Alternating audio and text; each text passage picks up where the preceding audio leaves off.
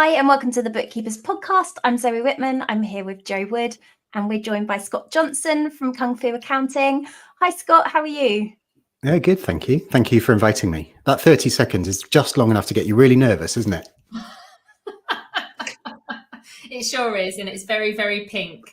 Yeah. Scott, thank you so much for joining us today. Do you want to tell us a little bit about you and who you are and who you help? Yeah. So the best place to begin, I guess, is today.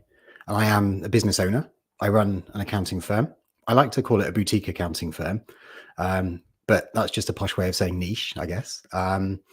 We do bookkeeping, we do accounts, we do payroll, it's January, so we're doing tax returns right now. We do all the things that you would be expected to get from an accounting firm. My journey to this point, though, is quite an interesting one. So I'm just going to talk, if that's all right, and then you can tell me, yeah, okay, cool. So 10 years ago, by the way, the story starts off, it's quite emotional for me. And yeah, so it's quite personal as well. But I'm happy to share it with the internet because I've shared it before. So about 10 years ago, I found out that my body produced suboptimal semen. I couldn't do the one thing that, well, men are supposed to do two things, right?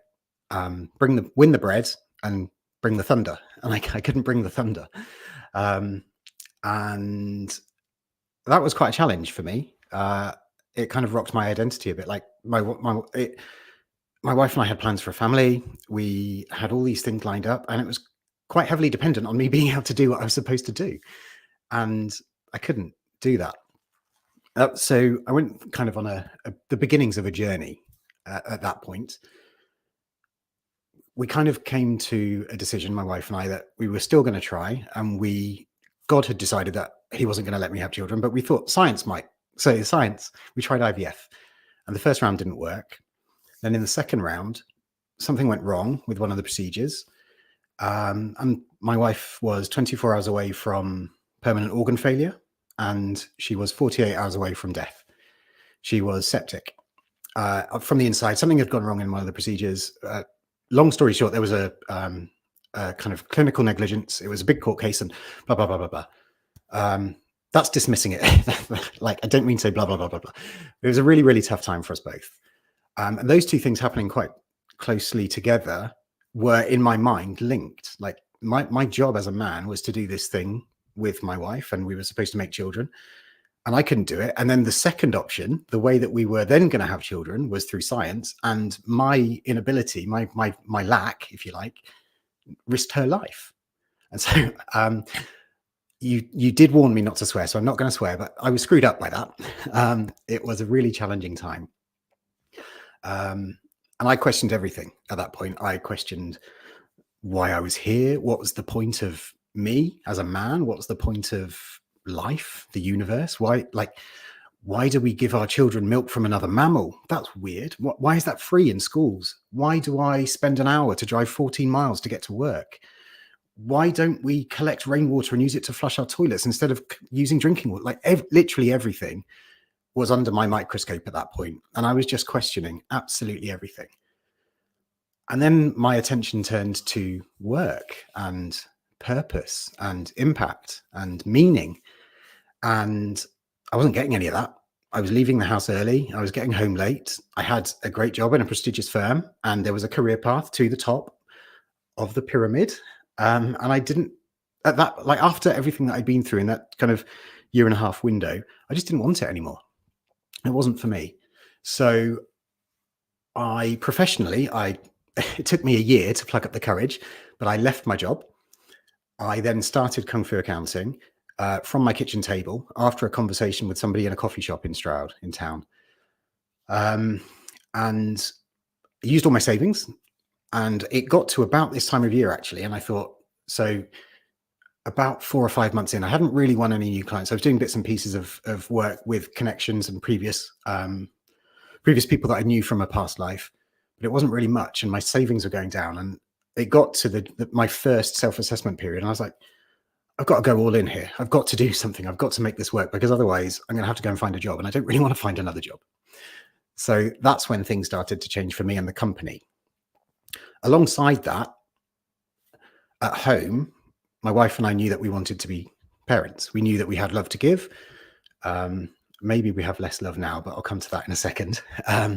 So we went through the process of becoming approved foster carers and approved adopters. And our first child came along. I don't know why I said child. That's interesting. Son. He's our son.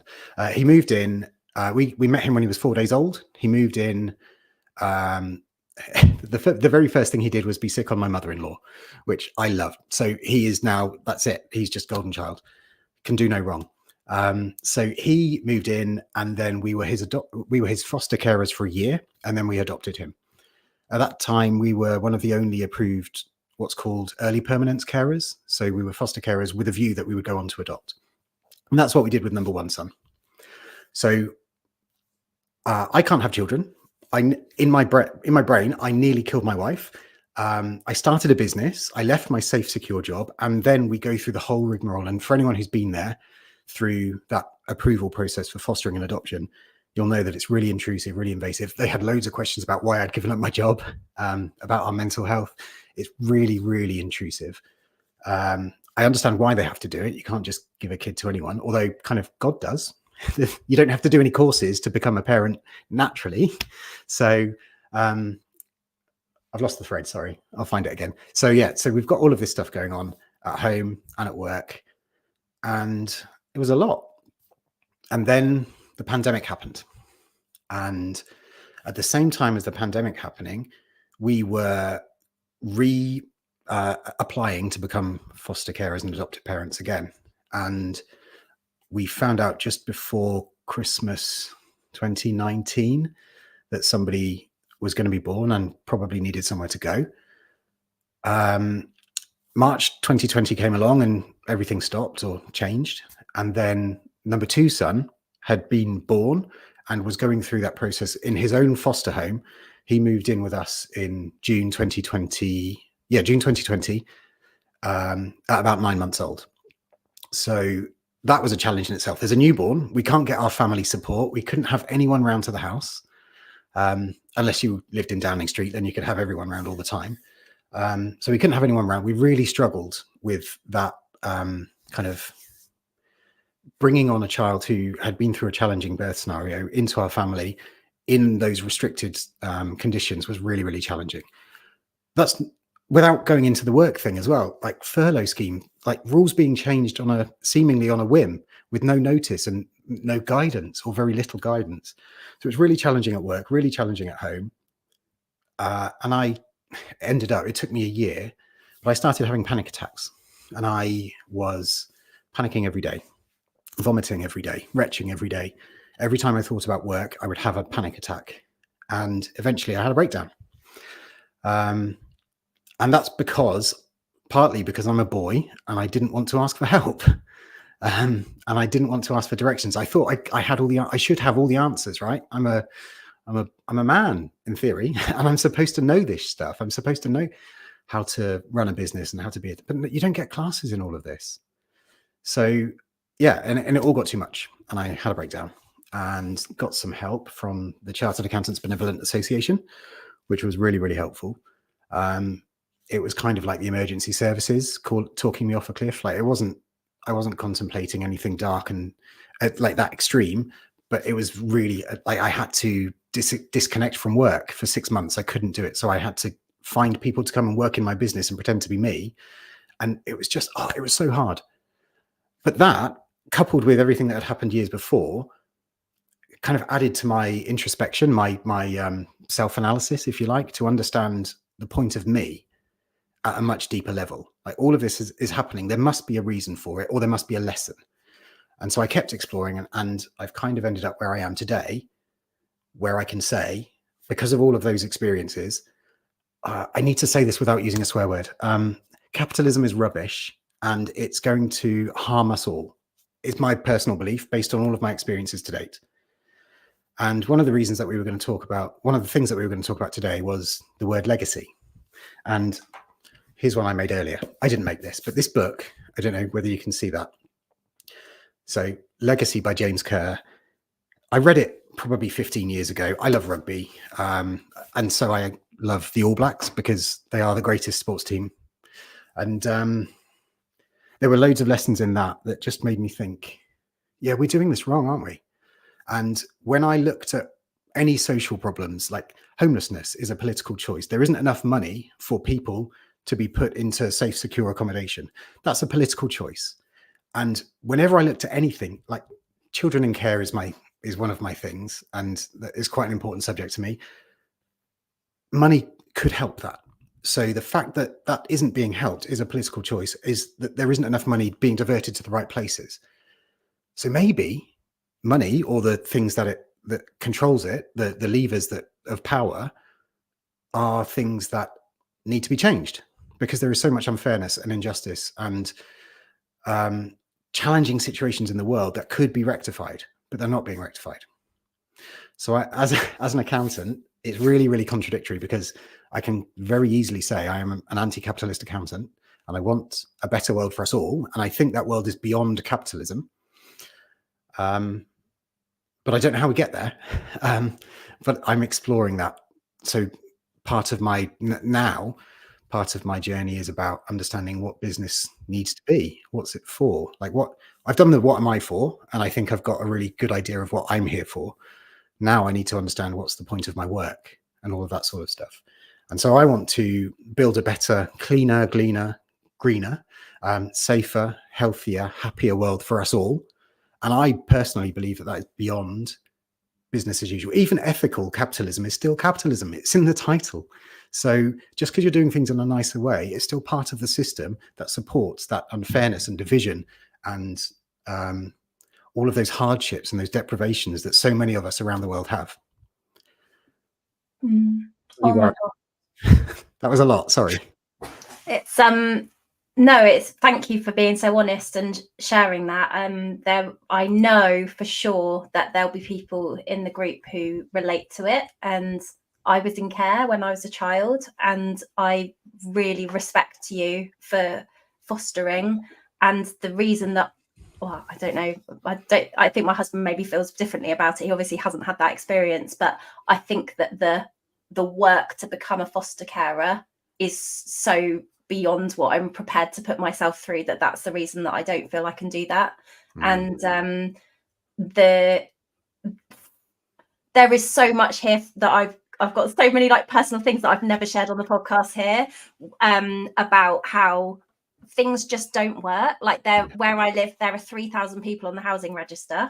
I used to volunteer on the soup run in Bristol for like homeless people. There are empty buildings. Bristol is full of empty buildings, and there are people on the streets, and there are people who are queuing up for food, and I can't understand it. I've got a relative with mental health problems who, if I could move them nearer to me, I could take strain off of the social security system with care support, but there isn't a scheme that allows transfers of people between counties because of the waiting list. It is unbelievably ridiculous. And as somebody I see, like, I've worked really hard to get out of my child, like potentially what my childhood should have meant for my future. The only way to do that is to chase capitalism. And that is like, do you see what I mean? And I think that there become these goals which are set by, if you do this, it will be okay. But that means that you instantly have massive inequality. And they're a big. So how does that, in terms of your client base, like what do this, I see that this must divide. Like, I know, like, niching is great. We love a niche, but I guess that not everyone loves you in the nicest possible way. No. And even people who say that they're running green and ethical businesses have been repelled by the change in my attitude, particularly on LinkedIn. I'm fairly vocal and I like to provoke people. That's why I've got a ridiculous haircut and tattoos. I like to provoke people to think about things, and I'd like to challenge the status quo. And so we lost a number of clients, partly because I had to withdraw myself from the business. So we're now rebuilding. But as this message has, and it's not my message, I believe that this is a message from Mother Nature using me as a vehicle to do something about saving our only home planet. The only thing that we all have in common is that we all need water, we all need food, we all need safe shelter, and we need love and connection. Everything else is a bonus. That's not my message. That's not some bloke off the internet. That's not Scott from Stroud. That's a message from our ancestors. And that's part of what that legacy book is about as well. It's about honoring our ancestors, but also leaving the shirt in a better place. That's one of the messages from the book. How can we enhance what we've been given? And I just look at, when I was a kid, my dad would take us on caravanning holidays, and he'd get to the campsite and the windscreen would be covered in bugs. Who has to clean bugs off their windscreens now? Where have all the bugs gone? That's not an enhancement. That's not leaving a positive legacy. That's us consuming. And it's just not right. So yeah, I'm conflicted in my day job, cranking the handle and feeding the machine, which is really, really hard. But I've found a way to do something in a more positive way. I don't think it's nearly enough. So we were B Corp, and we were the first B Corp accounting firm in the UK, the first chartered B Corp accounting firm.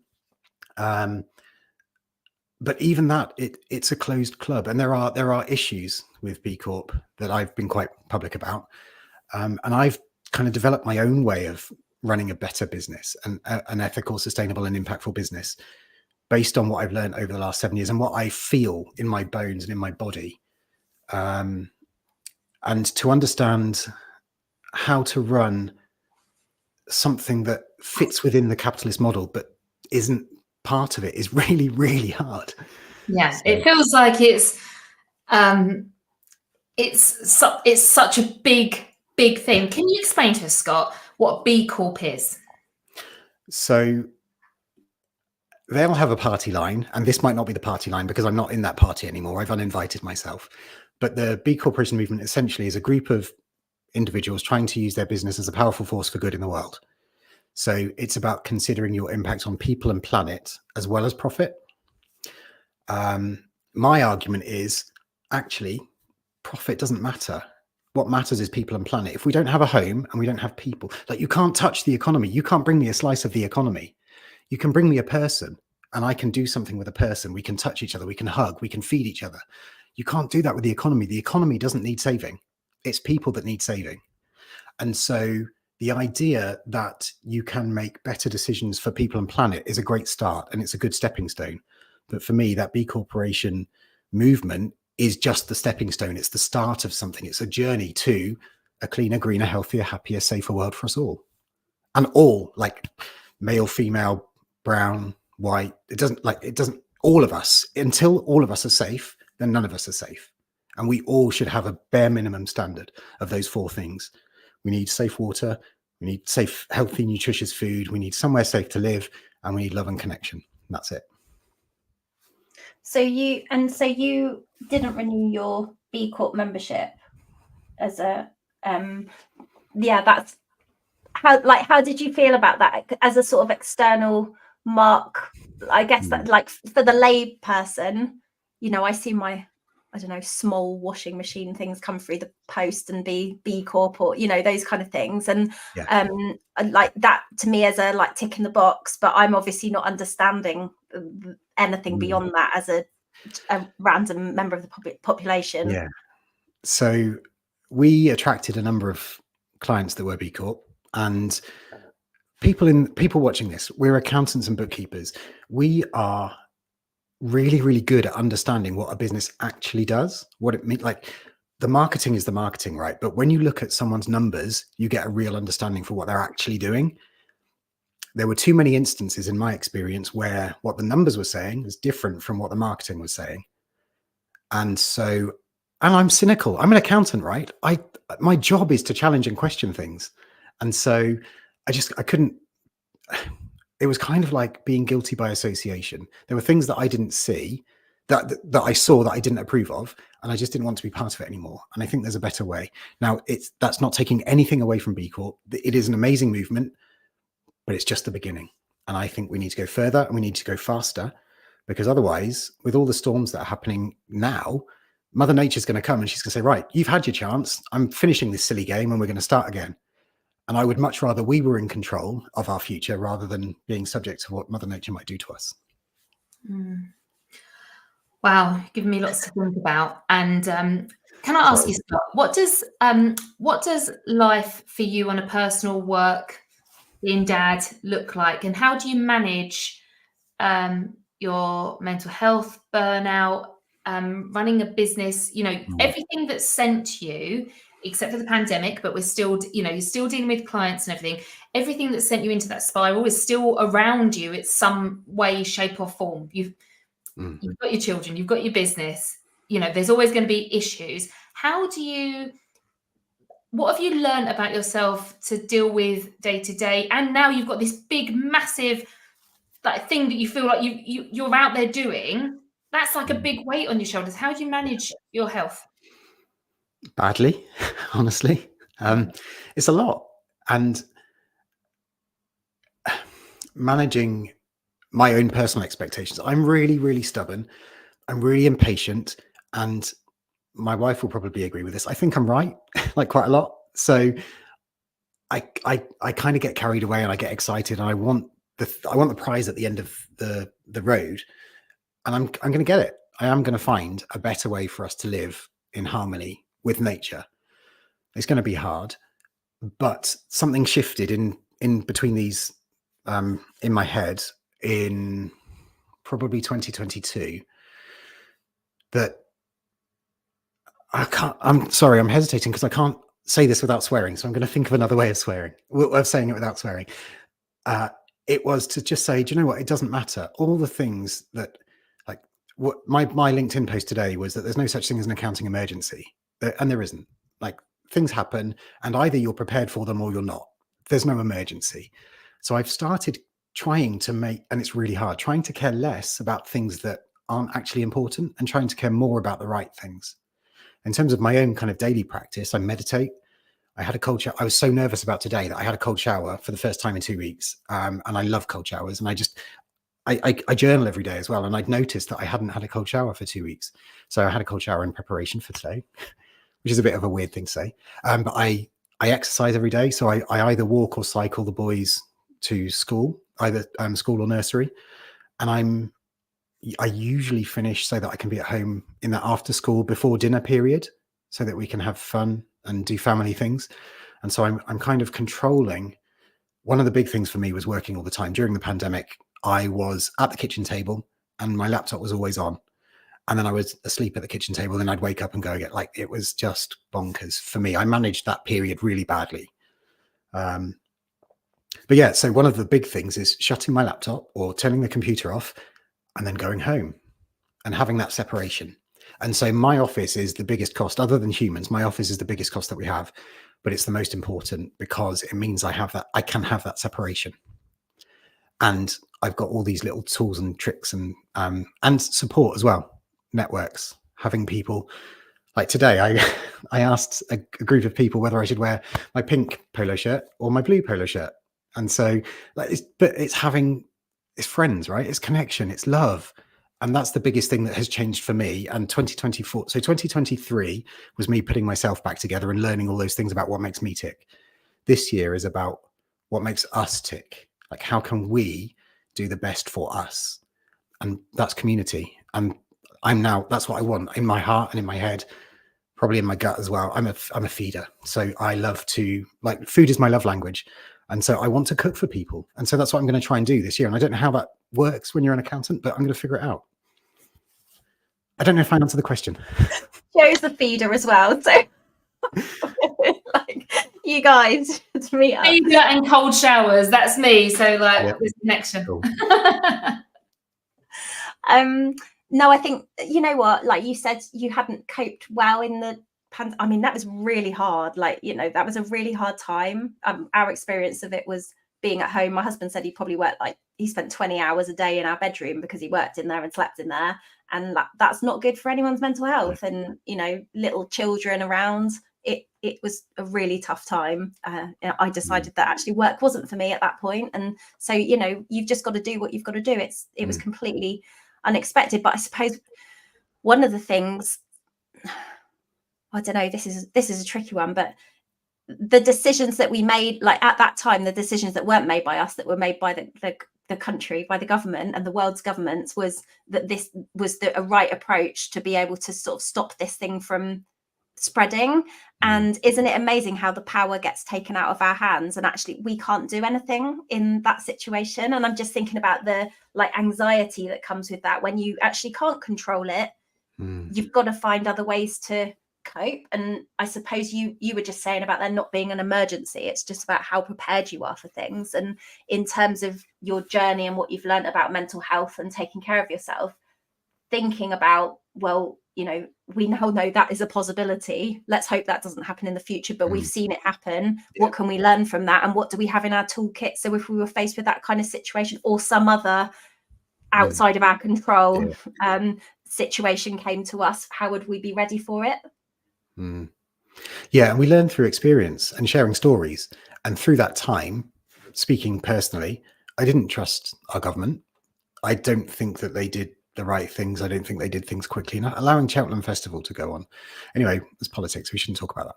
So, there's something about when you're told something that you feel is wrong, and that insecure or that uneasiness is really, really challenging to cope with. And when we were constantly told things all the time, it was really, really hard. And I really didn't cope very well with it. But I've been through that experience and I survived. And so I'm now better prepared. I was going to say when the next one happens, but let's say if, because that would be nice to be positive, wouldn't it? Can we talk about the environment a bit, Scott? Jem and I came off of we were running a mastermind this morning. We were running a webinar this morning, and we've been talking about AI a lot and automation and how we grow business. Because, you know, you've got a small team. Everyone that we're working with is growing they have aspirations to be a 6-figure bookkeeper, and that's probably another conversation about capitalism and money goals. But we're always thinking about, how do I have more time for myself? How do I build this business to achieve the goals I have, whatever they look like, without burning out? And one of the big opportunities we've got right now is automation and AI. We see it every day, and I think there's no escaping that it's part of a lot of the software that we use. ChatGPT, I'm sorry to say, is opening a browser, and I'll run things through ChatGPT frequently throughout the day.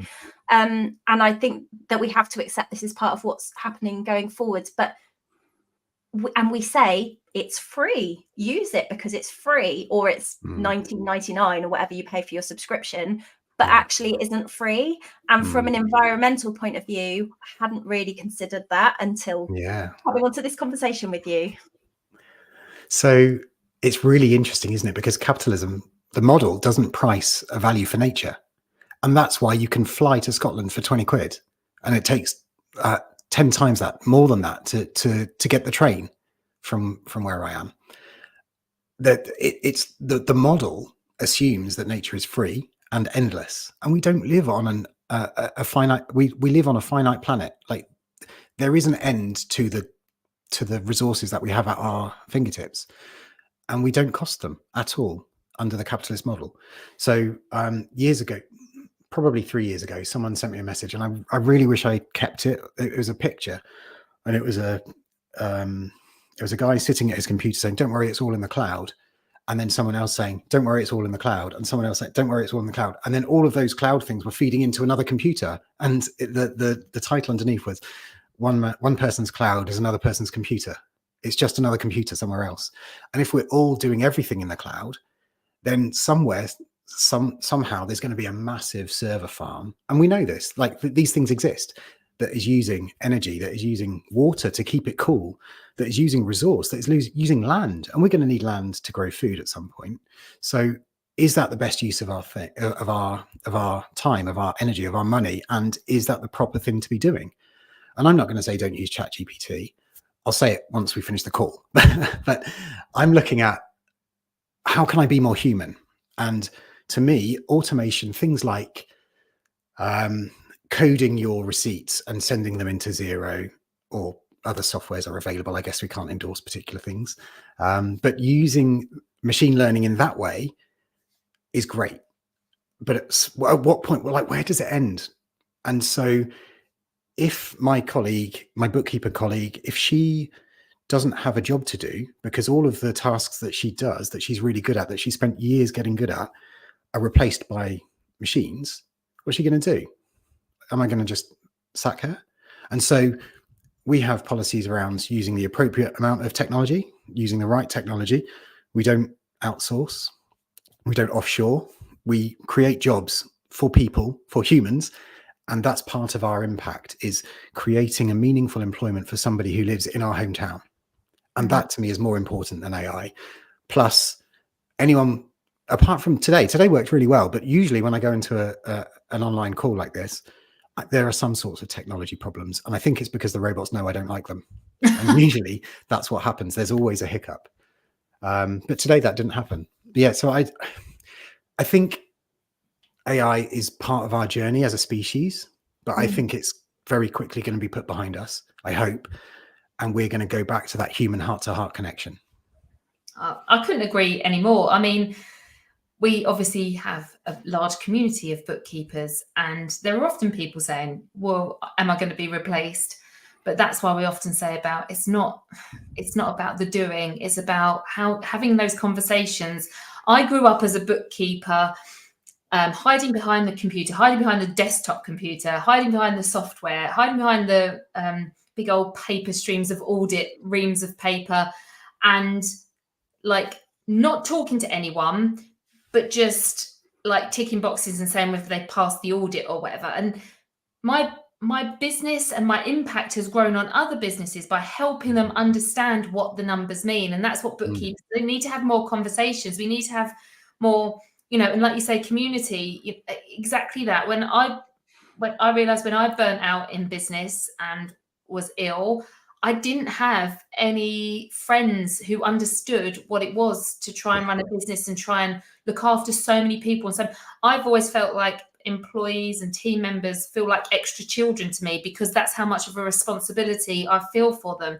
And it really weighs heavy on your shoulders.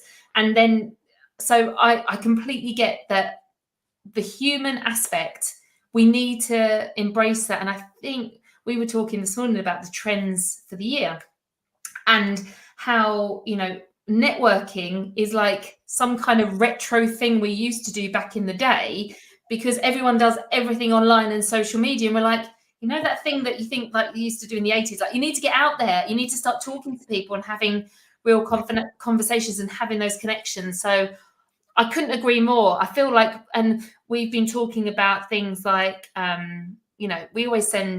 we send our new members a card in the post, and like handwritten. Like there's something about doing things in a different way that without using. So, and I love that you say that you use it responsibly. And because we can't escape it, right? We can't get away from it. So we use the way that we use it here is to be as beneficial as possible without being negatively impactful. And that's tricky. But sorry, I just interrupted, but I was reminded of a story. I don't know whether you know about the Mexican fisherman talking to a businessman. So there's a Mexican fisherman this week on TikTok, but it's a great story. Tell me. So I'm going to butcher it now because I don't know it properly. I don't know it well enough. So Mexican fishermen, and it could be Brazilian, it could be Chinese, it could be like, it doesn't matter. Indigenous fishermen sitting on a riverbank, fishing, catching fish, and a businessman.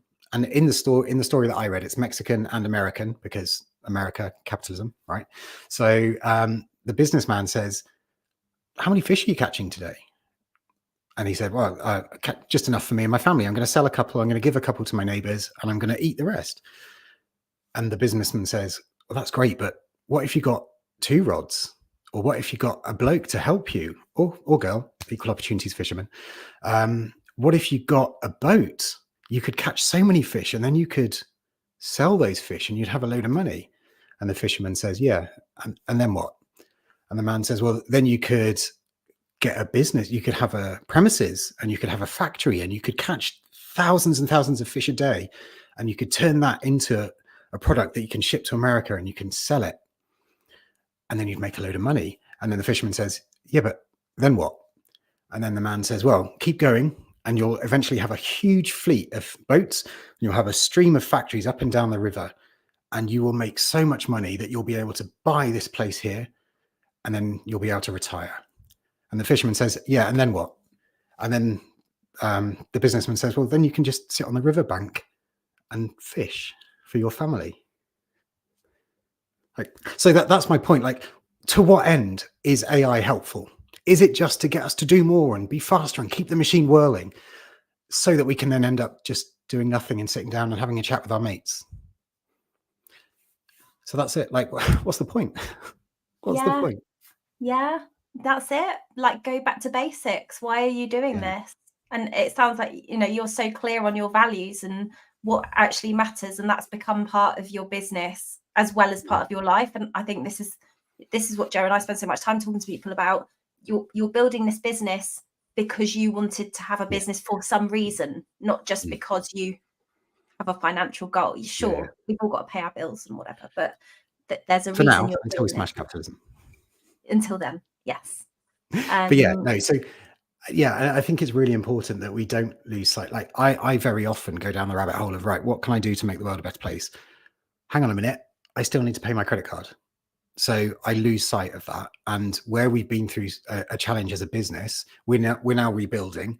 And I'm this voice that I'm using today, this person that is speaking today is very different to the person from a year ago. And I'm really clear on a message. And it does alienate people. To go back to one of the earlier questions, we lost some clients because they didn't like the extreme view that we took about them banking with Barclays. And Barclays is the worst bank for funding fossil fuel projects in the UK. So they didn't like being challenged. And I challenged them every quarter. Every quarter we had a meeting, and they didn't like that challenge. So they walked away. Rather than change their actions, they walked away. And that was hard to take. And so we've definitely alienated people. And me being, I was going to say unwell, but just absent from the business, clients didn't like that, because it was my business. And that was a real challenge. It was really nice that they wanted me, but I wasn't around. There wasn't any of me to go around. So yeah, I think it's really important to understand what we're here for. And for me, this journey that I'm on now is going to alienate people, and that's fine. Like, you don't need everyone to like you. You need some people to love you. Yeah, definitely. Someone said in the comments, and someone's asked what the best bank is, but I'm going to ask you a slightly different question. I'm going to ask you, how do you decide which bank is the right fit for you? Because obviously you can only really make the decision for your own business, but what are you looking for when you're looking for a bank? One with branches? No, they don't exist anymore, do they? So there's a website called bank.green, and we can all go and do this now. We could all go onto our little internet pocket phone thing, and we could go to bank.green, and we could choose our bank, put our bank in, and see what it does for supporting or otherwise the fossil fuel industry. There's so much data, and it's really, really easy to get lost down a rabbit hole of like trying to understand it all. So I prefer to let other people do that hard work, and I just use their tools, and bank.green is one of those tools. So my company has a bank with Triodos, which is a Dutch bank. They now have a UK brand, a UK banking license, and Starling, because Triodos doesn't give you a debit card for your business account, which is really annoying when you're trying to buy a coffee. So we use Starling and we use Triodos, and both of those are way up there in terms of ethical banking. They score really highly on bank.green, and that to me is good enough. Is it good? Is it great? Is it perfect? Probably not, but it's better than other high street banks that I probably shouldn't name. And that's it. We've got to, like, we can't change everything, but what we can do, we can take those incremental steps to make things better. Yeah. So it's about knowing kind of what questions to ask and when to ask them and where to go for answers. And so part of my work has been to build a framework, which I shared, I think we're going to share with everyone at some point, around how to build an ethical, sustainable and impactful business. And it looks at things like how you can change your articles of association to consider your impact on people and planet. Because if you read your standard articles of association, all it cares about is shareholder wealth maximization. And that's the default setting. So what we can do is either change our own articles, and every single company in the world, in the UK, changing their articles would be incredible. Or we can support the Better Business Act, which is calling for that change. So it's going to do that work, and it's going to try and change the law. The next question becomes, who actually cares about what Companies House says and what the Companies Act says? That's a very different conversation. But then you can also look at who you work with. And as I mentioned before, who are you associated with? Are you guilty by association? Do you work with fossil fuel industry clients? And can you start changing the way that you work with clients and in your supply chain as well? Can you make different choices to get better suppliers in your supply chain? And for most of us, that's going to be a challenge because we've got software companies and we're not really in much control about what they do. But with our kind of optional spending, we could choose to prioritize local businesses or independent businesses. We could choose to boycott Amazon, which would be nice, send Amazon out of business. So yeah, there are so many things that we can do as a business. And that framework that I've built is based on my 7 years running Kung Fu Accounting. And I took a group of business owners in the accounting industry through that framework last year. And we are changing the world. There's a group of us that are making the world a better place through the choices that we make as business owners. But on a personal side as well, I think sorry, I'm ranting. Do you want me to stop? Do you want to get a word in? I was just going to say, I can't wait for you to share that with show the audience how they get access to that. It'd be amazing. Cool. So that's what we can do at a business level. So there are so many choices that we are in complete control of that we kind of outsource. Like we don't even think about what our banks do with our money. Why don't we do that? Why don't we think about that? It's because we're not told to. We're just, you choose the bank and then, but where's the link between my money in that bank and then what it does with it? And how does that bank make its money? We don't ask those questions. So Bank.Green asks those questions for us. But on a personal level, what actions can we all leave today with? I've got something called the 5 Fs, and one of them isn't a swear word, you'll be pleased to know. So it's food, fuel, flying, fashion, and finance. And so these are the choices that we can make around things that will cover most of the things that we do in our lives. Food should be local, seasonal, and plant-based as far as possible. That would have a massive positive impact on land use, on water use, on the environmental impact of just having monoculture crops, having forests being cleared so that you can grow cows, so that you can mince them into burgers. All of that stuff it's really, really important for our environment, but also for our fellow creatures, for our fellow humans, for our fellow animals. We don't why are we killing animals and eating them? It's weird. Tasty, don't get me wrong, but weird.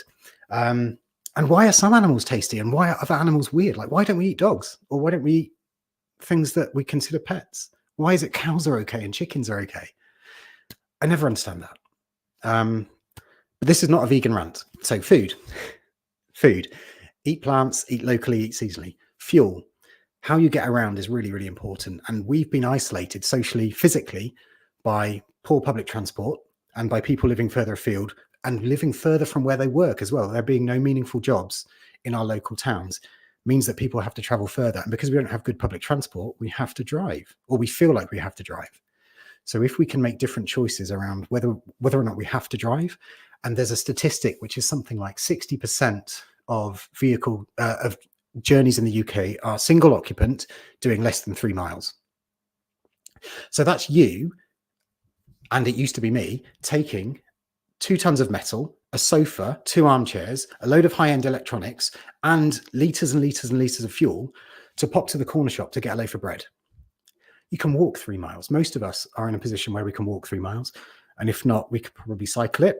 And if not, then yes, a car might be an option. But using the car as the default option is probably not the solution. So that's fuel, part of fuel. The other thing is about renewables. Like, we just don't need to be burning fossil fuels. It's really windy at the moment. We could have a load of free wind, free energy. That would be amazing. So we need to campaign for fossil fuel to be, and the fossil fuel funding as well. Like the subsidies that go into the fossil fuel industry are just, it's not a level playing field. It's really, really unfair for people who want renewable energy. So food, fuel. The next one is flying. We have thumbs, not wings. We're not supposed to fly. Just don't fly, if at all possible. And again, there will be circumstances where someone will say, I must fly. And that's absolutely fine for now, but it's not compatible with a planet of finite resources. Fashion is the next one. And clearly I know a thing or two about this. So this is my, this was a Christmas present actually from my wife. So it's from Vinted. It's pre-loved. There are, the original garment was made, and there are questions around how it was made and where it was made. So could it have been made in a sweatshop? I don't know, but I'm prolonging its life. So it's not going into landfill. It's not going to be dumped. It's not going to be burned. I'm going to give it an extra life. So I'm getting the maximum use by buying a secondhand t-shirt. And bring and buy sales, or what do they used to call them? Jumble sales. How cool were they when you were a kid, right? They could be cool again now that we're grown-ups. And then the last one is finance. And we kind of touched on that already from a business aspect, but it's about where our money is and what the banks are doing with it. And it's banks and pensions. So pensions is a hidden area, and that's a huge industry in and of itself. And it's really dark and murky. And all we need to do is to be able to shine a spotlight on those dark and murky corners to understand what they're actually doing with our money. And then we can make different choices. So food, fuel, flying, fashion, and finance. They're the 5 Fs. Oh my gosh, thank you so much. There's so much to think about. Sorry.